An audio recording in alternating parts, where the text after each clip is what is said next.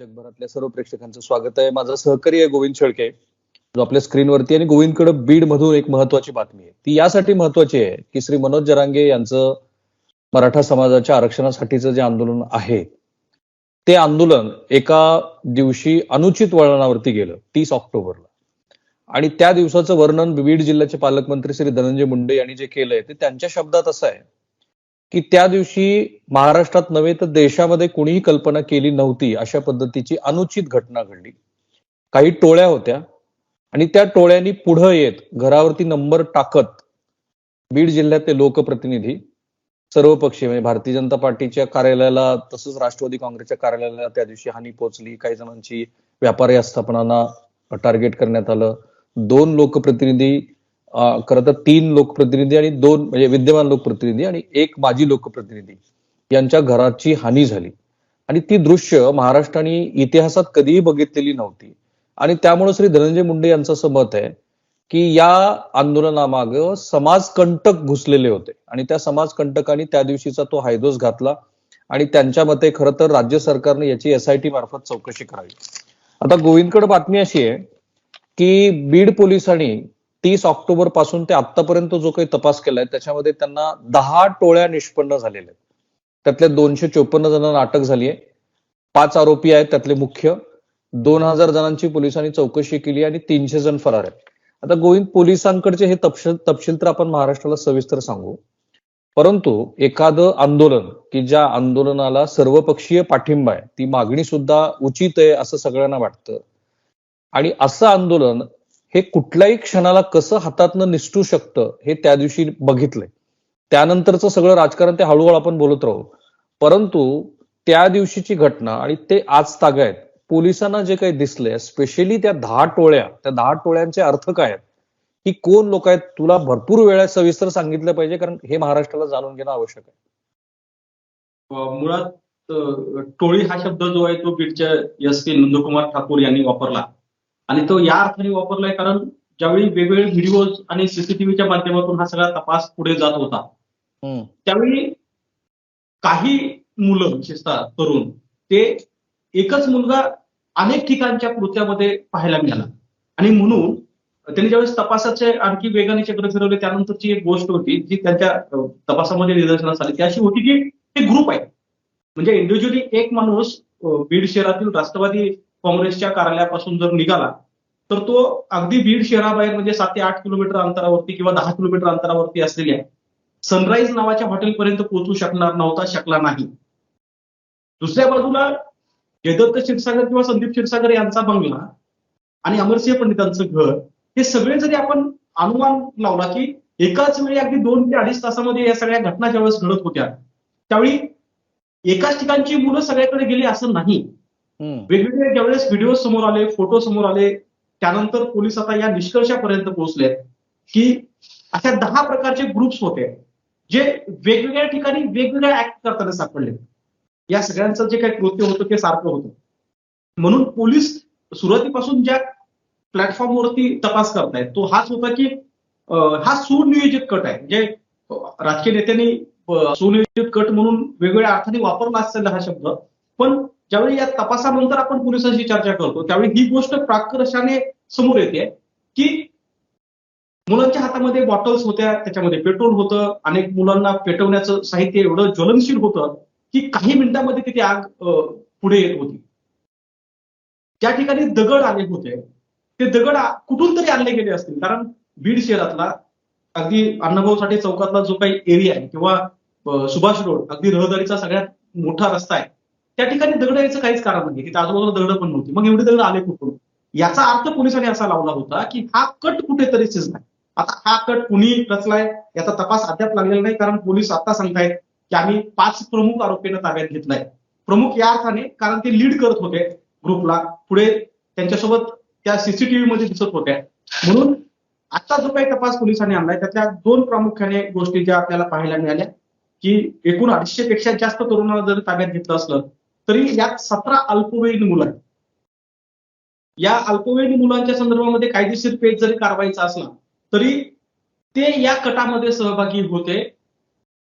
किंबहुना ज्यावेळी हे सगळं कृत्य घडत होतं त्यावेळी ते तिथे उभा होते, ते कृत्य करणाऱ्या व्यक्तीला मदत करत होते असा निष्कर्ष पोलिसांनी लावलाय.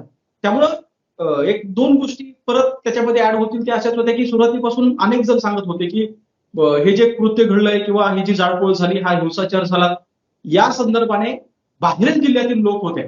पण आता पोलीस ठामपणे रेकॉर्डवरती सांगतायत की 250 ज्या जणांवरती कारवाई झाली आहे त्यामध्ये अद्याप एकही व्यक्ती जिल्ह्याबाहेरचा नाही. किंबहुना तो बीड म्हणजे बीड आजूबाजूचा परिसर जर सोडला तर त्याच्या परिघाच्या बाहेरचा नाहीये. म्हणजे कुणीतरी आष्टीवरून किंवा तिकडे अंबाजोगाई परळी अथवा कुणी माजलगाव साईड असेल अथवा आमच्या चौसाळ्या पलीकडची साईड असेल अथवा गेवराईच्या पलीकडची साईड असेल, या चारही बाजूच्या ज्या बॉर्डर आहेत तिथून कुणी आलेलं नाहीये. अद्याप ज्यांना ताब्यात घेतलंय ही सगळी मंडळी बीडच्या 30-40 किलोमीटरच्या अंतरामधले होते, ज्यांना बीडला पोहोचणं सहज शक्य होतं नाही तर ते बीडमध्येच राहत असतील असा कायास पोलिसांनी लावलाय. आणि त्यामुळे आता 250 पेक्षा जास्त तरुणांना ताब्यात घेतल्यानंतर सुद्धा पोलीस असं सांगतायत की जे तरुण हे कृत्य झाल्यानंतर बाहेरगावी पळून गेले होते त्यातले निम्मे आम्ही ताब्यात घेतले, मात्र आणखी काही जण आहेत जे मात्र जिल्ह्याबाहेर आहेत. राईट गोविंद, एक इमिडिएट प्रश्न निर्माण होतो तू जे सांगतोस त्याच्यातनं. तुझा मी क्षीरसागर कुटुंबियांचा तू घेतलेला इंटरव्ह्यू मी बघितला. प्रकाश सोळंके यांनी माध्यमांना आपल्याकडे फोनवरती दिलेली प्रतिक्रिया बघितली. धनंजय मुंडे यांनी जे नॅरेशन केलं ते बघितलं. एक गोष्ट अशी लक्षात येते आहे की क्षीरसागर कुटुंबियांनी त्या दिवशी जे काही हॉरिफिक एक्सपिरियन्स घेतला तो पाहता आणि धनंजय मुंडेंनी ज्या पद्धतीचं नॅरेशन केलं ते पाहता किंवा प्रकाश सोळंके यांच्या घरावरती झालेला हल्ला पाहता नेमकं करायचं काय होतं? म्हणजे सुनियोजित कट होता तर ह्या मंडळींना नेमकं करायचं काय होतं? त्यांना जिवे मारायचं होतं, संपत्तीची नासधूस करायची होती, पैसे लुटून घ्यायचे होते, हा एक मुद्दा. आणि ते जे 5 मुख्य सूत्रधार आहेत ते कोण आहेत? या 2 प्रश्नाची सविस्तर उत्तर. 5 सूत्रधार कोण आहेत हे पोलिसांनी अद्याप सांगितलं नाहीये. काय? त्यांचं म्हणणं की सूत्रधार म्हणजे त्यांचं म्हणणं की हे लिडरशिप करत होते. म्हणजे ज्या ग्रुप पोलिसांनी ताब्यात घेतले त्या ग्रुपमधले हे लीडर पुढे होते किंवा ते ग्रुपला पुढे चला मागे चला असे इशारे करत होते असा कायास पोलिसांचा आहे. मात्र यात जी प्रामुख्याने गोष्ट तुम्ही विचारली ती अशी होती की करायचं काय होतं. तर मला वाटतं मी पहिलाच पत्रकार होतो जे प्रकाश सोळंके यांच्या घरी पोहोचलो होतो घटना घडल्यानंतर. आणि त्यावेळेस तिथलं बघितलेलं जे दृश्य होतं ना ते केवळ एका उद्रेकाचं म्हणजे दगडफेक करणं ही एक सामान्य प्रतिक्रिया आपल्याकडे समजली जाते. पण ती दगडफेक कशा प्रकारची होती, तिची दाहकता काय होती? तर मी ज्यावेळी प्रकाश सोळंकेंना त्यांच्या घरामध्ये जाऊन भेटलो त्यावेळेस ते ज्या रूम मध्ये ज्या बेडवरती झोपायचे त्या बेडवरती किमान 10 किलोचा दगड होता. आणि हा दगड मला स्वतः प्रकाश सोळंके यांनी दाखवला आणि सांगितलं की हा दगड माझ्या बेडवरती आहे. याचा अर्थ तिथपर्यंत तो दगड कसा गेला किंवा दगड नेण्यामागं काय कारण होतं हे तपासणं महत्वाचं आहे. दुसरी गोष्ट मी त्यांना असा प्रश्न विचारला की एवढे सगळे दगड म्हणजे ज्यावेळी आम्ही त्या बंगल्यामध्ये फिरत होतो आजूबाजूला बघत होतो त्यावेळी तिथं दगडांचा अक्षरशः खच पडला होता. त्यावेळेस प्रकाश सोळंके यांनी मला सांगितलं की हे दगड पुढे एका व्यक्तीने हातामध्ये नाही आणले तर ते ट्रॅक्टरमध्ये भरून आणले होते. म्हणजे फार हॉरेबल होतं की एका घरावरती दगडफेक होते, जाळपोळ सुरू होते आणि त्या घरामध्ये इतके मोठे दगड आले कुठून असा जेव्हा प्रश्न पडतो त्यावेळेस असं सांगण्यात येतं की तिथे दगड हातामध्ये नाही तर ट्रॅक्टरमध्ये आले होते. आता यांचा उद्देश काय होता हेच तपासायचं मूळ काम पोलीस करतायत. आणि म्हणूनच मला वाटतं राज्यामध्ये ही दुर्मिळ घटना असावी की ज्या घटनेमध्ये सहभागी असलेल्या व्यक्तीवरती 307चा गुन्हा दाखल झालाय. 307चा का? तर कुणाच्या तरी जीवाला धोका यामुळे पोहोचला होता किंवा तो पोहोचवण्याच्या उद्देशानेच हे सगळे कृत्य करण्यात आलंय असा कायास पोलिसांनी बांधलाय. मात्र जी दाहकता त्या दिवशी या सगळ्या उद्रेकामध्ये होती ती इतकी भयंकर होती. यात सगळ्यात चांगली गोष्ट अशी होती की त्या दिवशी सुदैवानं कुठेही जीवितहानी झाली नाही. मात्र ज्या घटना आणि प्रसंग त्यांना त्या व्यक्तींना जर कदाचित आजही आठवले तर अंगावर अगदी शहारे येतात. कारण ज्या घरामध्ये असा ऍक्ट घडला, ज्या घरावरती दगडफेक झाली, जिथले घराच्या बाहेरच्या अगदी मोटर जाळ्या, तिथे घरामध्ये लहान मुलं होती, स्त्रिया होत्या, काही पुरुष होते, नोकर चाकर होते आणि हे सगळं असताना सुद्धा इतक्या बेलुमालपणे हे सगळं चालू होतं की घरामध्ये लागलेली आग विझवण्यासाठी जे अग्निशामक दल किंवा गाडी येत होती त्याही फोडण्यात आल्या, त्याही तिथपर्यंत जाऊ दिल्या नाहीत. राईट. तर त्यातली बरीचशी गोष्ट ही महाराष्ट्राने बघितली आहे. सध्याच्या तपासावरती आणखीन आपण विश्लेषणात्मक बोलू. एक तर तुझ्या बोलण्यातनं आणि पोलिसांनी जो गुन्हा दाखल केलाय त्यातनं हे लक्षात येतं आहे की जीवे मारण्याचा प्रयत्न होता.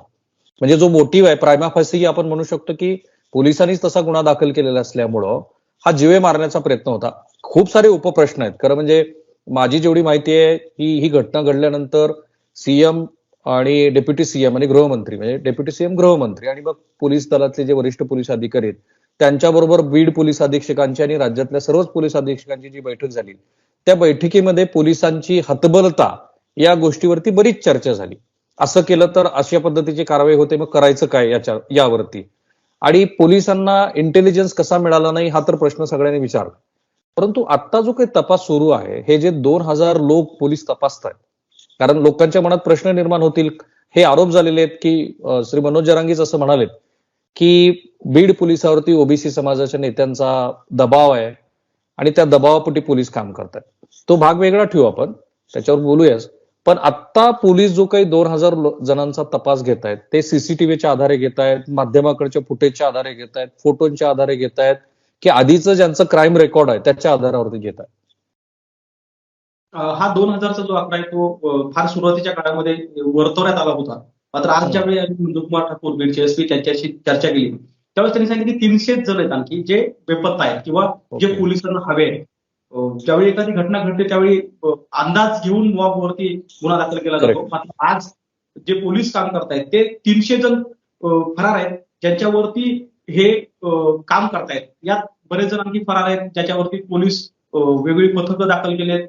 आणि आता या घटनेला तर 15-20 दिवसानंतर काही जे पळून गेलेले लोक होते ते आता परत येत आहेत अशी माहिती पोलिसांना मिळते. कारण यातली घटना घडल्यानंतर जे वेगवेगळ्या व्हिडिओजमध्ये दिसत होते, वेगवेगळ्या फोटोमध्ये दिसत होते, सीसीटीव्ही मध्ये आढळले होते, असे बरेच तरुणावरती पोलिसांचं लक्ष होतं. मात्र ते त्यांच्या गाव घर सोडून बाहेर गेले होते. आता मात्र त्यांनी यायला सुरुवात केली आहे.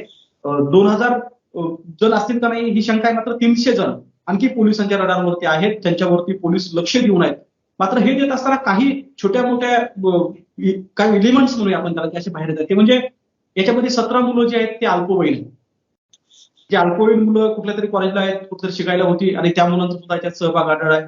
त्याहीपेक्षा गंभीर म्हणजे सुरुवातीपासून एक गोष्ट या सगळ्या तपासाच्या केंद्रस्थानी राहिली ती म्हणजे केवळ मराठा समाजच नाही तर मराठा समाजासोबत इतर समाजाचे मुलं सुद्धा मोठ्या प्रमाणामध्ये याच्यामध्ये आहेत आणि ते आता रेकॉर्डवरती सुद्धा येत आहेत की त्या समाजातील मुलाचा मित्र असेल अथवा रस्त्याने चालताना कोणी भेटला असेल याचा तपास पोलीस करतायत. मात्र एक गोष्ट नक्की आहे की हे जे कृत्य झालं ते कृत्य करणारी मंडळी ही आजूबाजूचीच होती. यात कुठलीही बाहेरून कुणी व्यक्ती आली नाही. याचा मास्टर माइंड आहे का नाही यावरती पोलीस आणखी काम करतायत. मास्टर माइंड हा शब्द वापरताना मग एकच व्यक्ती होता का की जो हे सगळं कंडक्ट करत होता अथवा कंट्रोल करत होता अथवा आणखी काही मुलं होती की जे हे सगळं कंट्रोल करत होती यावर पोलीस तपास करतायत. एक मात्र खरी की आजच्या घटनेत म्हणजे आजच्या या तपासापर्यंत हे ग्रुप होते जे किमान 10 ग्रुप असल्याचं पोलिसांनी आता निष्पन्न केलंय आणि या 10 ग्रुप मधील सर्वाधिक म्हणजे जे दिसत आहेत तरुण त्या तरुणांना आता पोलिसांनी ताब्यात घेतलंय.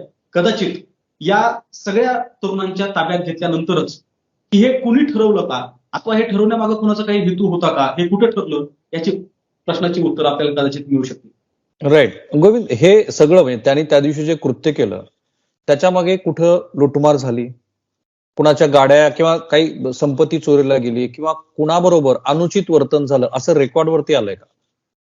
अद्याप अशी एकही घटना रेकॉर्डवरती नाही. मुळात हा जो प्रसंग घडला तो इतक्या काही मिनिटांमध्ये घडला की तिथे धावपळ आणि अशी सगळी पाहायला मिळाली. त्यामुळं कुठल्या तरी घरातील कुठली वस्तू गेली आहे अथवा कुणीतरी एखादी वस्तू घरी घेऊन गेलाय अथवा कुणाला तरी त्यापासून वेगळ्या प्रकारची इजा झाली असं घटना अद्याप समोर आलेली नाहीये. तसा हेतू कुणाचा असल्याचंही पाहायला मिळालं नाही. कारण जो उद्रेक होता तो रस्ता आणि घर याच्या दरम्यान होता. घरामध्ये जे घुसले ते अशाच ठिकाणापर्यंत पोहोचू शकले की जिथे माणसं नव्हती. म्हणजे अगदी प्रकाश सोळंके यांच्या घराचा जर उल्लेख आपण केला तर प्रकाश सोळंके यांचा खालचा फ्लोर आहे त्या ठिकाणी कामगार होते, स्वतः प्रकाश सोळंके सुद्धा होते. मात्र ज्यावेळी जमावाने त्यांच्या घराच्या आजूबाजूची सगळी काचं फोडली आणि घरामध्ये प्रवेश करायला सुरुवात केली त्यावेळी मात्र सगळे घरातील लोक आपला जीव वाचवण्यासाठी अगदी ते पहिल्या मजल्यावरती गेले. असंच अगदी बीड शहरातील क्षीरसागर कुटुंबियांच्या संदर्भात झालं. कारण क्षीरसागर कुटुंबियातील व्यक्ती ज्यावेळेस घरामध्ये होते त्यावेळेस घराच्या दरवाजापाशी असलेली एक गाडी पेटली आणि त्यामुळं त्या जिन्यावरनं मध्ये कुणाला जाता आलं नाही. शेवटी त्यांनी पाठीमागून उड्या टाकून कसे बाहेर पडले याचा थरार आपण ऐकला. त्यामुळे अद्याप तरी कुठल्या तरी घरातून कुठली वस्तू गेली अथवा कुणाला तरी इजा पोहोचली असं पाहायला मिळालं नाही. राईट. या मुद्द्यातला एक शेवटचा मुद्दा, ह्या सगळ्या गोष्टीमध्ये घरांना नंबरिंग दिली होती किंवा ज्यांच्या घरावरती अटॅक करायचा आहे त्यांना काहीतरी विशिष्ट कोड दिला होता असं पोलीस पण म्हणतायत. सत्ताधारी पक्षातल्या सत्ताधारी 2 मंत्र्यांनी अशा पद्धतीचं सूतोवाच केलाय. हे तपासात कुठे रेकॉर्डवरती आलेलं आहे का की प्रकाश सोळंके यांचं घर क्रमांक 1 आहे ते अटॅक करायचं, मग घर क्रमांक 2 क्षीरसागरांचं आहे, घर क्रमांक 3 हे पंडितांचं काय ते पंडितांचं आहे, असं काही नंबरिंग वगैरे होती? नंबरचा विषय खरं तर अमरसिंह पंडित यांचे बंधू विजयसिंह पंडित यांनी सुरुवातीला काढला. त्यांचं म्हणणं होतं की ज्यावेळी तिथं मुलं दगड फेकत होते अथवा कृत्य करत होते त्यावेळी ते सांगत होते की फोनवरती बोलताना त्यांनी ऐकलं की 22 नंबर आहे अथवा 23 नंबर आहे. त्यावरनं त्यांनी ही शंका उपस्थित केली होती की ज्याच्या ठिकाणी ही घटना घडायची आहे त्या ठिकाणी नंबरिंग करण्यात आली होती. तर प्रकाश सोळंके यांच्या संदर्भात हे लागू होत नाही, कारण प्रकाश सोळंकेचं एकमेव घर होतं जे माजलगाव शहरामध्ये होतं. माजलगाव शहरामध्ये ज्या घटना घडल्या त्या त्यांच्या संस्थेच्या निगडीतच जाळपोळ आणि दगडफेकीच्या घडल्या. त्यामुळं बीड शहराच्या संदर्भामध्ये जर असे नंबरिंग दिली असं म्हटलं आपण तर परत पोलिसांच्या समोरच तो तपासाचा प्रश्न आहे की जर नंबर दिले तर वेगवेगळ्या ठिकाणी वेगवेगळे लोक कुणाच्या संपर्कामध्ये होत आहेत. कारण जसं आज स्वतः नंदकुमार ठाकूर जे बीडचे एसपी ते सांगतायत की 10 टोळे आम्ही पकडल्यात. याचा अर्थ याच्यामध्ये नंबरिंगचं देवाणघेवाण झालं का किंवा हे इतकं सुनियोजित होतं का की राष्ट्रवादी भवन 1 नंबर अथवा राष्ट्रवादी भवन झालं तर क्षीरसागरांचा बंगला 2 नंबर, पंडितांचा बंगला 3 नंबर यावरती पोलीस काम करतायत. अद्याप अशा प्रकारे नंबरिंग देण्यात आली आहे का हे समोर आलेलं नाहीये. आरोप मात्र झाले. स्वतः बीडचे पालकमंत्री धनंजय मुंडे असतील, छगन भुजबळ आले होते, त्यांनी सुद्धा या संदर्भात मागणी केली. अगदी पंडित कुटुंबियांनी सुद्धा मागणी केली होती की हे नंबर कुणी दिले अथवा कसे दिले याची चौकशी झाली पाहिजे. मात्र पोलीस रेकॉर्डवरती अद्याप या संदर्भामध्ये नंबर दिल्याचं प्रकरण जे आहे ते आणखी समोर आलेलं नाही. राईट. गोविंद, आता या पुढच्या भागामध्ये महाराष्ट्राची सध्याची सामाजिक स्थिती पाहता बीडची जी काही घटना आहे तिला अधिक विस्तारानं बघण्याची गरज आहे. म्हणून आपण असे काही मुद्दे या चर्चेत आणले पाहिजे. महाराष्ट्रामध्ये 58 मराठा समाजाच्या आरक्षणाचे मोर्चे निघाले आणि त्याला सर्वांचा पाठिंबा होता. महाराष्ट्र विधिमंडळामध्ये 288 आमदारांनी मराठा समाजाच्या आरक्षणाला पाठिंबा दिला. मनोज जरांगे यांचं जे आंदोलन सुरू आहे त्याला सार्वत्रिक पाठिंबा मिळाला. परंतु मनोज जरांगे यांच्या या आंदोलनाच्या निमित्तानं बीडमध्ये जी काही घटना घडली ती असं सूचित करते की जर अशा पद्धतीची आंदोलनं झाली तर ती कुठल्याही क्षणाला कुठल्याही स्वरूपाचं रूप घेऊ शकतात. जे बीडमध्ये घडलं, एक प्रकारची जी त्या दिवशीची जी परिस्थिती बीडमध्ये निर्माण झाली त्यानंतर समाजातल्या बऱ्याच समाज घटकामध्ये एक प्रकारचं भीतीचं वातावरण असू शकतं. आता ह्याच घटनेच्या अनुषंगाने 2 मतप्रवाह होते. एक मतप्रवाह असा होता की श्री मनोज जरांगे यांनी बीडच्या एसपींची जेव्हा भेट घेतली त्यावेळेला ते असं म्हणाले की मराठा समाजातल्या काही तरुणावरती अशा पद्धतीची कारवाई केली जात आहे की ज्याचा त्या घटनेशी काही संबंध नाही. इनफॅक्ट बरेच जण तर असं म्हणत होते की हे बीडचे लोक नाहीच आहेत, बीड बाहेरून आलेल्या मंडळीने हे केलेलं कृत्य आहे. तर आतापर्यंतचा तपास हा न्यायालयीन प्रक्रियेमध्ये पुन्हा पुन्हा पडताळणी केली जाणार आहे. त्या तपासाची जर चुकीची गोष्ट झाली तर त्याच्यावरती पोलिसांना सुद्धा कारवाईला सामोरे जावं लागेल. सो वन्स अँड ऑल म्हणजे एकदाच आपण असं सांगू शकतो का की हे जे सगळं आहे हे अनुचित लोकांच्या हातामध्ये गेलं आणि त्यांचा हेतू शुद्ध नव्हता आणि म्हणूनच बीड मधल्याच लोकांनी ठरवून केलेलं हे कृत्य आहे, त्याला स्थानिक राजकारणाची सुद्धा जोड असावी. 5 तासाचं अंतर आहे प्रकाश सोळंके यांचं घर आणि नंतर बीडमध्ये झालेली घटना आहे ती. या 5 तासामध्ये काय घडलं खरं तर याच सगळ्या प्रश्नाची उत्तर आपल्याला मला वाटतं या तपासामध्ये मिळतील. कारण बीडमध्ये उमटलेली जी काही प्रतिक्रिया होती ती उद्विग्न कधी झाली तर ती प्रकाश सोळंके यांच्या घरावर झालेल्या हल्ला बघून. एक मात्र नक्की की प्रकाश सोळंके यांच्या घरावर ज्या प्रकारे हल्ला झाला तोच इतका भयंकर होता की त्याची तीव्रता अगदी वाऱ्याप्रमाणे सगळीकडे पसरली आणि त्याचा परिणाम आपण बघतो की ज्याची सुरुवात बीडमध्ये झाली. अगदी सुरुवातीला रस्त्यावरच्या मोटरसायकलनी ढकलून देण्याचा प्रयत्न झाला, 2 मोटरसायकलला आग लावण्यात आली आणि त्यानंतर जो काही जमाव पेटवत निघाला हे दृश्य भयंकर तर होतच. मात्र यामध्ये जो काही विध्वंस करण्याची जी मानसिकता त्या जमावामध्ये होती ती मात्र टोकाची होती. कारण त्याच्यामध्ये असं कुठेच म्हणण्याला जागा नव्हती की केवळ एक निषेधाचा भाग म्हणून कोणतरी हातामध्ये दगड घेतला आणि तो दगड गाडीवरती भिरकवला अथवा घरावरती भिरकवला. या सगळ्यामध्ये एक गोष्ट जे साम्य पाहायला मिळत होतं की केवळ दगडफेक करून अथवा जाळपोळ करून ही मंडळी थांबली नाही, म्हणजे अग्निशामक दलाचं उदाहरण मी यासाठी देतो की अँब्युलन्सची गाडी घराकडे जाणार आहे हे ज्यावेळेस या आंदोलनकर्त्यांना माहित होतं त्यावेळी त्या ठिकाणी म्हणजे बीडमध्ये सुद्धा एक कृषी उत्पन्न बाजार समितीच्या फायर ब्रिगेडची ज्या गाडी होती ती देखील जाळण्यात आली अथवा अगदी माजलगावमध्ये ती गाडी नगरपालिकेची होती तीही फोडण्यात आली. म्हणजे त्या जमावाच्या मानसिकतेचा भाग जर आपण बघितला तर तो इतका टोकाला पोहोचला होता की जे कृत्य घडलंय म्हणजे इकडे गाड्या जळत होत्या ते दृश्य सगळे बघत होते आणि मात्र ते विजवायला जाणारी गाडी मात्र अडवली जात होती. त्यामुळं ही घटना कुठल्या उद्रेकातून झाली अथवा त्या उद्रेकामागं नेमका काय कट होता हे जोपर्यंत तपासामध्ये पुढे येणार नाही तोपर्यंत आपल्याला याच्या मागं नेमकं काय राजकारण शिजलं होतं अथवा ही केवळ एक उद्विग्न प्रतिक्रिया होती की जसं अनेक राजकीय नेते म्हणते तसं आपणही म्हणू शकतो की याच्या मागे काही कट होता. कारण जर कट नसता तर एकाच वेळी इतक्या ठिकाणी 10 ग्रुप जरी आता आपण पोलिसांचं म्हणणं रेकॉर्डवरचं मान्य केलं तरी सुद्धा 10 ग्रुप एकाच वेळी ऍक्टिव्ह कसे काय होते आणि नाही, मग त्याचा दुसरा अर्थ गोविंद, त्याचा दुसरा अर्थ असाही झाला की श्री मनोज जरांगे जे म्हणतायत त्याच्यात तथ्य नाहीये.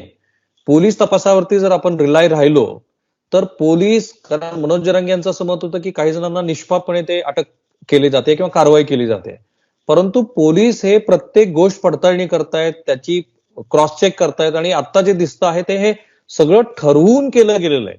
ते एका विशिष्ट समाजाच्या लोकांनी केलं असेल वगैरे असा हा भाग नंतर तपासाचा झाला, परंतु त्या दिवशी हे कृत्य करायचंच आहे हा दृष्टिकोन डोळ्यासमोर ठेवून जर 2 ठिकाणी ही जाळपोळ झाली असेल तर मग मात्र पोलीस जे करतायत ते योग्य आहे असं म्हटलं पाहिजे.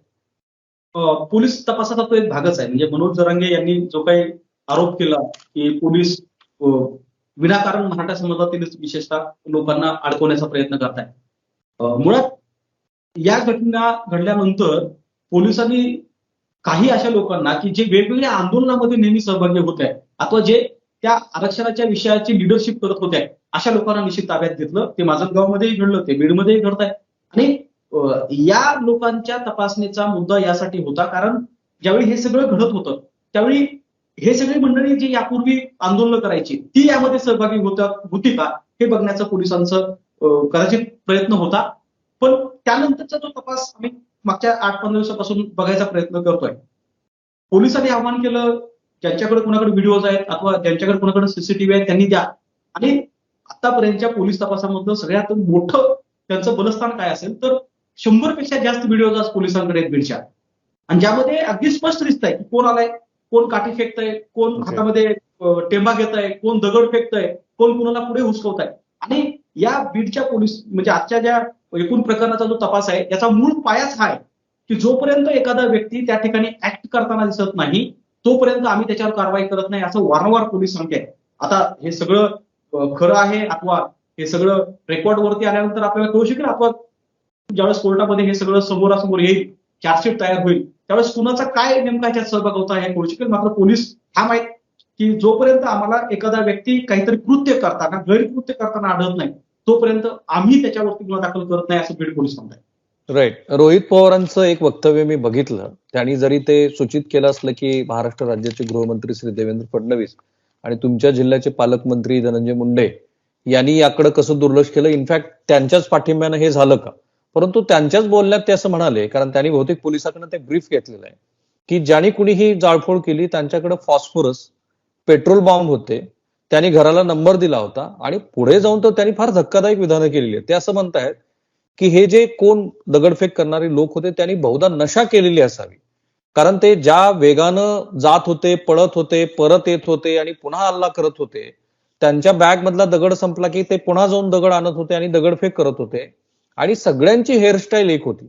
आता त्यांच्या राजकारणाचा जरी भाग आपण बाजूला ठेवला की त्यांनी देवेंद्र फडणवीस यांच्यावरती आरोप केले, पालकमंत्र्यांवरती आरोप केले, तरी विरोधी पक्ष नेत्याकडे असलेली जी गोष्ट आहे ती गोष्ट असं सूचित करते की त्या दिवशी जे काही घडलं ते घडण्यामागं आपण ज्या गोष्टीसाठी हे करत आहोत त्यापेक्षा काहीतरी वेगळी गोष्ट तिथं होती हे वारंवार सूचित होत आहे.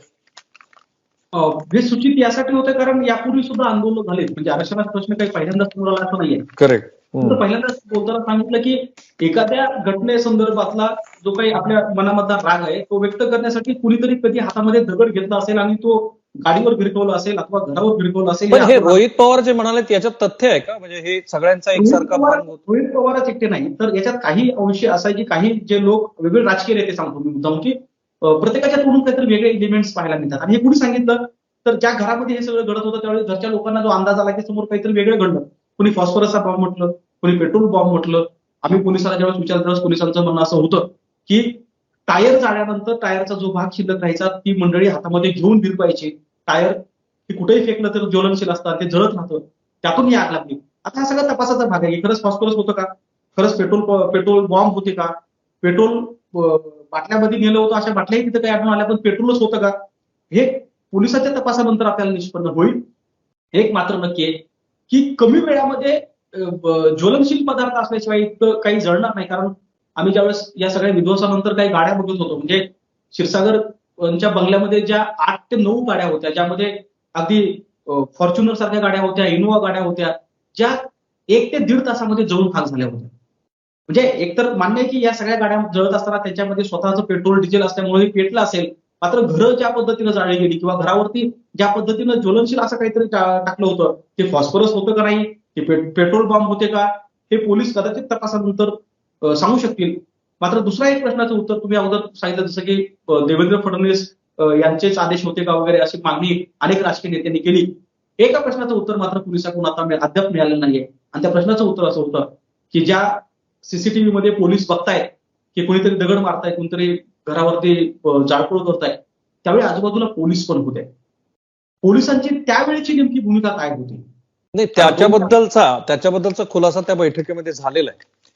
जालना घटनेमध्ये पोलिसांचं असं मत आहे की ती जी दगडफेकीची घटना घडली त्याच्यानंतर पोलिसांच्या वतीनं, म्हणजे पोलिसांनी जे कृत्य केलं त्याबद्दल ते चुकीचं होतं असं गृहमंत्र्यांनी महाराष्ट्र राज्याची माफी मागितली.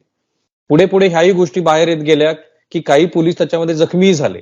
तर त्यांच्या बाजूनं, म्हणजे तुम्ही पोलिसांच्या वरती एका वेळेला कारवाई करू नका असं म्हणताय, पोलिसां त्या घटनेमध्ये जखमी झाले तर पुन्हा त्याचा आपल्याला शारीरिक तर तोटा होतोच होतो, परंतु पुन्हा सेवेमध्ये निलंबनाची सुद्धा कारवाई होऊ शकते. एक प्रकारे तो एक दृष्टिकोन पोलिसांचा होता का? कारण हे खुद्द छगन भुजबळासहित अनेक मंडळींनी म्हटलेलं आहे. मग त्याच्याही पेक्षा मोठा मुद्दा, आपण त्या मुद्द्यावरती ते थांबूया. आतापर्यंत जेवढे आरोपी अटक झालेले आहेत त्याच्यापैकी एकालाही जामीन मिळालेला नाहीये. 13 जणांनी जामिनासाठी प्रयत्न केला होता, तो फेटाळला गेलेला आहे. या बहुतेक आरोपीकडनं जवळपास ती जी काही नुकसान झालेली आहे ती 11 कोटी रुपयाची वगैरे भरपाई केली जाणार आहे असं दिसतं आहे. आता माझा अंदाज आहे की ज्यांना आयपीसीचा अभ्यास आहे त्यांना हे लक्षात येईल की अशा पद्धतीनं या घटनेमध्ये तुम्ही अटक झालात तर जे कोणी या घटनेमध्ये धरले जातात त्यांच्या कुटुंबाला खूप यातना सहन कराव्या लागतात. लवकर जामीन होत नाही, कुणाचं एखाद्याचं शिक्षण झालं असेल तर नोकरीच्या दृष्टीने अडचण असते. आता औरंगाबाद खंडपीठाचाच हा निर्णय आहे की अशा पद्धतीचं आंदोलन जर होत असेल तर ते आंदोलन शांततेच्या मार्गाने करण्याचा सर्वांना अधिकार आहे, पण नुकसान भरपाई वसूल करा. मनोज जरांगे हे सातत्यानं सांगतायत की कुठेही अनुचित कृती करू नका. त्यांनी त्याही वेळेला आणि नंतर सुद्धा अशा पद्धतीचं आव्हान केलेलं आहे. परंतु दुर्दैवाने बीडमध्ये त्या दिवशी ती काही मनोज जरांगे यांचं आव्हानही आणि कायदा आणि सुव्यवस्था याकडेही कुणी लक्ष दिलं नाही. आता शेवटचा प्रश्न असा आहे की बीडमध्ये त्या दिवशी जी काही घटना घडली त्या घटनेचे सामाजिक परिणाम काय आहेत? बीडच्या घटनेचे मला वाटतं सगळ्यात वाईट परिणाम जर कोणते झाले असतील तर ते अर्थात सामाजिक परिणाम आहेत. बीड मध्ये असंही अंडर करंट, 2 जातीमधले वाद, 2 गटामधले वाद, याची मोठी परंपरा बीडच्या इतिहासामध्ये म्हणजे आपल्याला पाहायला मिळेल. राजकीय इतिहास सुद्धा त्याला फार मोठा आहे. आणि त्याला कुठेतरी खतपाणी घालणारी घटना ही कारणीभूत ठरली. ही घटना घडण्यापूर्वी खतर मराठा आरक्षणाच्या संदर्भात ज्यावेळेस चर्चेला सुरुवात झाली होती, आंदोलनाला सुरुवात झाली होती, त्यावेळेस पासूनच अंडर करंट चर्चा व्हायच्या. 2 समाजामध्ये एकमेका समाजाविषयी बोललं जायचं. त्यानंतर अनेक ठिकाणी सोशल मीडियामध्ये कुणीतरी लिहिलं म्हणून असे वाद तर बीडमध्ये अनेक झाल्याचे रेकॉर्डवरती आहेत. त्यातून अनेक वाईट घटना सुद्धा घडल्या. आता त्याही पलीकडे एका समाजाचा दुसऱ्या समाजाकडे बघण्याचा जो काही दृष्टिकोन आहे तो आता बदलायला लागलाय का, अशी शंका यावी, असं वातावरण सध्या बीडमध्ये. अर्थात मागच्या काही दिवसाच्या या पोलीस कारवाईचा एक परिणाम असा झाला की सोशल मीडियावर जरी कुणी फार व्यक्त होत नसलं तरी अंडर करंट 4 लोक एकत्र आल्यानंतर मात्र यावेळेस व्यक्त होत आहेत. आणि म्हणून असं बोललं जातं जसं की छगन भुजबळांनी कदाचित तेच भूमिका ठेवून सांगितलं की आम्ही हे करू शकतो का, आम्ही करू का. यामुळे झालंय काय की गाव म्हणजे अगदी बीड शहरच नाही तर बीड शहरापासून 100 किलोमीटर लांब असलेल्या खेड्यामधला एखादा माणूस, खेड्यामधले 10-5 माणसं ज्यावेळेस एकत्र येत आहेत त्यावेळेस समूहातून चर्चा करतायत. आणि त्यामुळं बीडच्या घटनेमध्ये जाळपोळ झाली, गाड्यांचं नुकसान झालं, घरांचं नुकसान झालं, किंबहुना अनेक माणसांना त्यांच्या आयुष्यामध्ये सगळ्यात वाईट घटना म्हणून ही घडली असेल. याहीपेक्षा या घटनेचे जे सामाजिक परिणाम आहेत ते कदाचित भविष्यामध्ये दिसू शकतील. ते दिसू नयेत अशीच जरी अपेक्षा असली तरी सुद्धा मात्र त्याची दाहकता वाढते आहे. कदाचित या घटनेचे मला वाटतं सगळ्यात गंभीर परिणाम तीच गोष्ट आहे की जी भविष्यामध्ये बीडच्या या सगळ्या गोष्टींना खत पाणी घालणारी असेल. राईट. हे फक्त बीड पुरतं मर्यादित नाहीये. महाराष्ट्र कसा हवा आहे याची आपल्या सगळ्यांना चिंता वाटावी अशा पद्धतीची परिस्थिती आहे. ती एका विशिष्ट मागणीच्या मर्यादेत मी बोलत नाहीये. गेली 5-10 वर्ष, खरं तर 2 दशकं महाराष्ट्रामध्ये जे काही सुरू आहे ते रिफ्लेक्टिव्ह होतंय, ते वेगवेगळ्या पातळीवरती रिफ्लेक्ट होतंय. तसा महाराष्ट्र आपल्याला हवा आहे का, यावरतीच आपण थांबूया. या बीडच्या घटनेचे पुढेही पडसाद उमटत राहणार आहेत, कारण ही न्यायालयीन प्रक्रिया सुरू होणार आहे. त्यावेळेला प्रत्येक वेळेला मी आणि गोविंद हे महाराष्ट्रासमोर मांडू की नेमकं काय घडतंय. थांबूया गोविंद आपण. मी आणि गोविंद सर्व सोशल मीडिया प्लॅटफॉर्मवरती आहोत. एबीपी माझा आणि आम्हाला फॉलो करायला थांबूया. एबीपी माझा, उघडा डोळे बघा नीट.